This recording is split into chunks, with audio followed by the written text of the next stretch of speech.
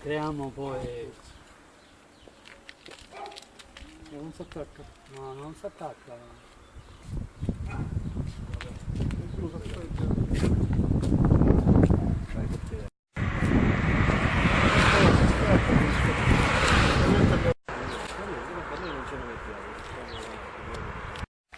Una intervista a Pippo Cianò, segretario politico dell'FNS, nella occasione del 65esimo anniversario dell'eccidio di Murazzo Rutti. Ma siamo qui diciamo, per preparare, per completare i preparativi della manifestazione che si svolgerà alle ore 17 e il 65esimo anniversario dell'eccidio che avvenne proprio in questo posto il 17 di giugno del 1945. Fu un fatto veramente impressionante, l'opinione pubblica ne restò molto scossa, l'opinione pubblica siciliana ed anche quella internazionale. Era perché in questo eccidio morì il più giovane dei combattenti dell'Evis, che si chiamava Giuseppe Lo Giudice.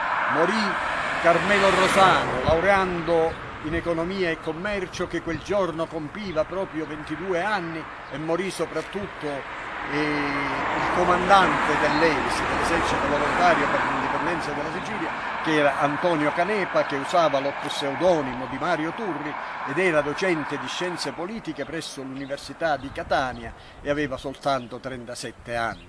Ebbene, quel fatto di sangue con il quale, secondo le ultime direttive del governo italiano, si era, come si dice, si era usato il pugno di ferro contro i separatismi siciliani, quel fatto non scoraggiò né fermò l'ondata popolare, democratica che appoggiava l'indipendentismo siciliano. Vorrei ricordare soltanto questo, che è vero che a seguito appunto di questo eccidio si venne a conoscere chi era Antonio Canepa, chi era, cioè il comandante Turri, quindi che era il professore Antonio Canepa, la polizia entrò, i servizi segreti entrarono in possesso di elenchi di nominativi, di indirizzi eccetera, però ecco, subito dopo Concetto Gallo prese il comando dell'Evis, subito dopo i giovani volontari siciliani tornarono per le strade, per le piazze, per le montagne della Sicilia a sventolare la bandiera della nazione siciliana, la bandiera della rinascita e del riscatto del popolo siciliano. Penso che sia un avvenimento che tutti i siciliani dovrebbero ricordare, anche perché spiega la specialità dello Statuto Speciale di Autonomia. Grazie.